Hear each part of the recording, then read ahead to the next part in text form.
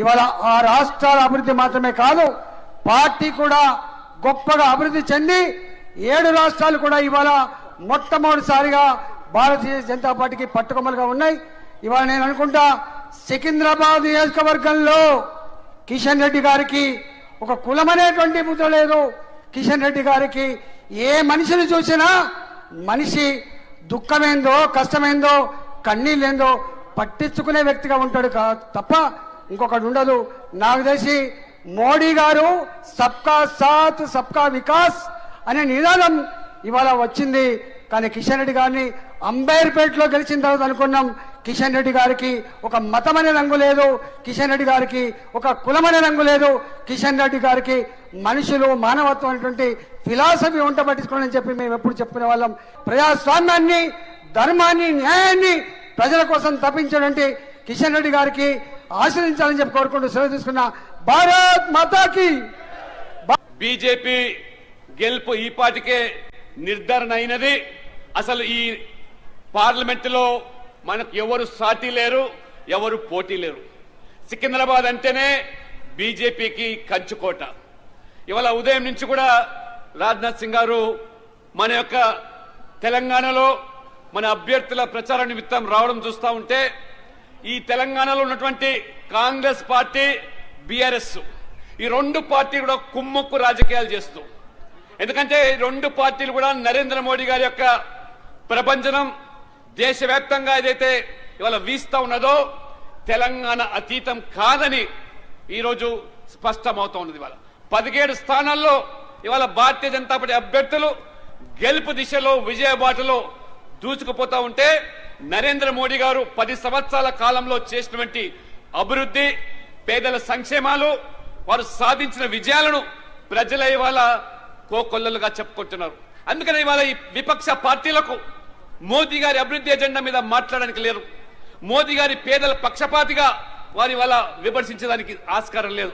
అందుకని 2 పార్టీలు ఈ తెలంగాణలో కూడా మోదీ గారి యొక్క ప్రపంచనాన్ని నిలువరించడానికి అనేక కుట్రలు పడుతున్నారు.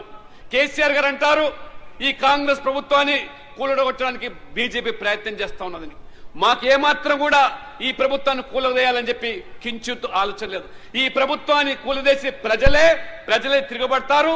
ఎందుకంటే మీరు ఇచ్చిన గ్యారెంటీలు అమలు చేయకుండా ఏ రకంగా కాంగ్రెస్ పార్టీ మోసం చేసిందో ఈ బీఆర్ఎస్ అడుగుజాడలో మీరు నడుస్తున్న మీరు అవినీతికి మారుపేరు, కుటుంబ రాజకీయాలకు మారుపేరు, ఈ మైనార్టీ సంతుష్టానికి మారుపేరు. ఇవాళ మోదీ గారన్నా బీజేపీ అంటే అభివృద్ధి. కాబట్టి ఇవాళ కిషన్ రెడ్డి గారు కూడా సికింద్రాబాద్ పార్లమెంట్ లో గత 5 సంవత్సరాలుగా కేంద్ర మంత్రిగా అనేకమైనటువంటి అభివృద్ధి కార్యక్రమాలు చేశారు.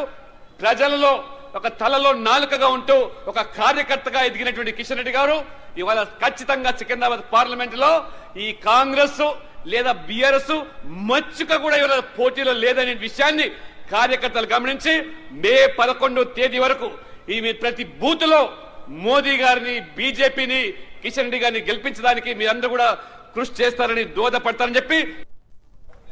मेरे बहनों भाइयों, भारतीय जनता पार्टी का जहां तक प्रश्न है, हम राजनीति केवल गवर्नमेंट बनाने के लिए नहीं करते हैं. हम राजनीति यदि करते हैं तो नेशन बिल्डिंग के लिए राजनीति करने वाले हम सब सारे लोग हैं. और जहां तक तेलंगाना का प्रश्न है, मैं जानता हूं यह गेटवे ऑफ साउथ इंडिया है. तेलंगाना राज्य जो बना है इसका श्रेय केवल बीआरएस को नहीं है.